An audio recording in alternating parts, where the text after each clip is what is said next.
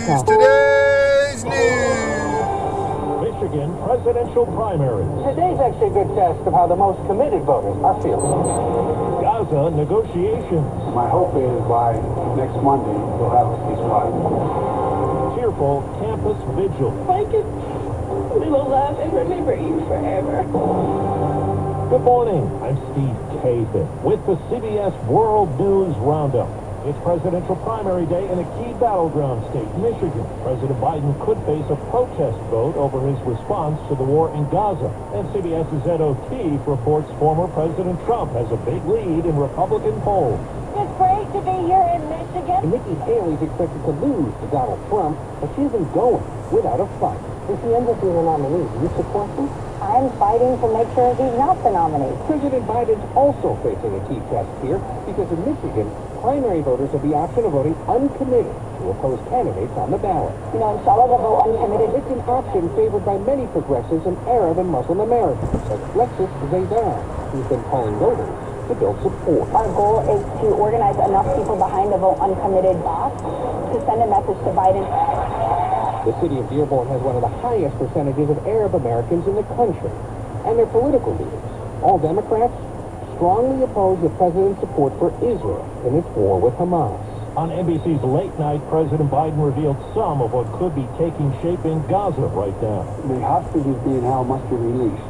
And if we got an principle agreement, there'll be a ceasefire while that takes place. More from CBS's Imtiaz Tayeb. On the ruins of what was once Gaza's main coastal road, Palestinians displaced from months of intense fighting are on the move again. This time, looking for food. The little there is shared with the smallest.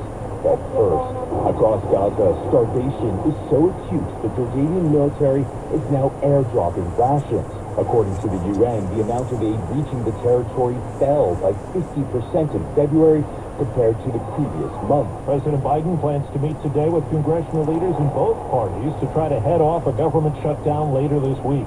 CBS News White House correspondent Nancy Cordes. There are just 3 days left until a partial government shutdown kicks in, and some lawmakers predict it's going to happen as hard-right conservatives hold up a spending bill over a number of issues, including abortion. If Congress doesn't pass a funding bill by Friday, the Departments of Agriculture, Energy, and Transportation are all going to run out of money, with the Departments of Defense and Justice set to run out next Friday. The federal government and several states are suing to stop the proposed $25 billion deal between two supermarket giants, Kroger and Albertsons.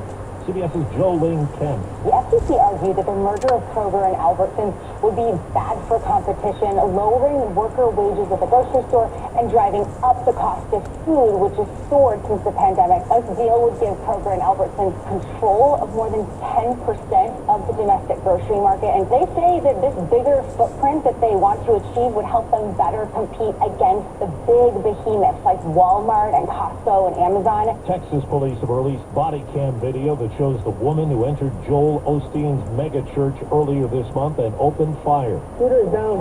She like she has something strapped on her chest. We need a bomb squad. The woman was killed by one of two off-duty officers working security. Her 7-year-old son was wounded. It's not clear from the video who fired that shot. Police in Florida are investigating a letter with white powder sent to Donald Trump Jr., the son of the former president. Police say the letter included a death threat, and tests found the powder was not deadly. It's the Tuesday morning World News Roundup from CBS News, and it's 4 minutes after the hour. That's today's news. Today's news. I didn't hear the good news, did you? I didn't think so. I guess it's all about perspective. The glass is half full.